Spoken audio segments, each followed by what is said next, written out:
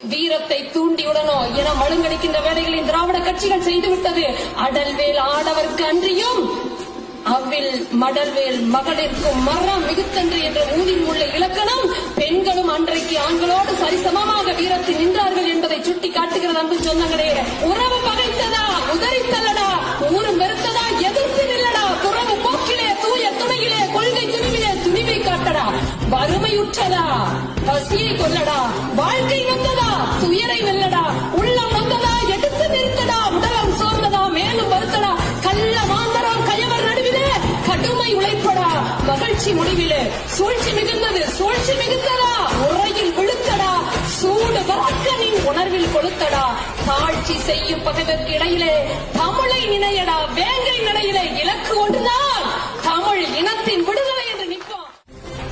பயம் என்பது நாம் தமிழர் பரம்பரைக்கே கிடையாது.